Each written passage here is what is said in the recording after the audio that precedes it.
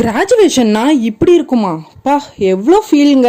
So Preethi's vlog episode number 12 வந்தாச்சு. கிராஜுவேஷனுக்கு கிளம்பி போயிட்டு இருக்கோம். நடுவில் ரோட்டில் ஒரு பொண்ணு நின்றுட்டு இருந்தா. யாருன்னு பார்த்தா என் கிளாஸ்மேட்டு. ஸோ ஒத்து பார்த்தா செம்ம அழகாயிட்டாங்க. என்னடா இது 2 இயர்ஸில் இவ்வளோ சேஞ்சஸ் அப்படின்ற மாதிரி இருந்துச்சு.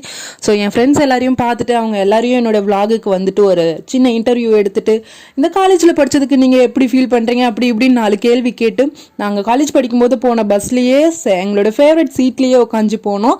ஸோ அதெல்லாம் வந்து ரொம்ப ஒரு மெமரபிளாக இருந்துச்சு. பழைய விஷயங்களெல்லாம் வந்து எடுத்துகிட்டு வந்த மாதிரி இருந்துச்சு. அண்ட் நாங்கள் போய் காலேஜ் உள்ளாரில் எங்கள் கிளாஸ் ரூம்ஸ் எல்லாத்தையுமே பார்த்தோம். அண்ட் ரொம்ப ஒரு ஸ்டெப் மேலே போய் தூங்கவே ஆரம்பிச்சிட்டாங்க கிளாஸ் ரூமில் படுத்துட்டு. அண்ட் 2 இயர்ஸ்க்கு அப்புறம் பார்த்தீங்கன்னா பாதி பசங்க குழந்தையோட வராங்க, பாதி பசங்க ப்ரெக்னென்ட் ஆகி வராங்க. ஸோ அவங்க எல்லாரும் நம்மளை பார்த்து கேட்குற ஒரே ஒரு கேள்வி, இன்னும் நீ தனியாக தான் இருக்கியா, இன்னும் நீ இப்படியே தான் சுற்றிட்டு இருக்கியா, this is a correct question to ask your friend அப்படின்னு தான் தோணும்.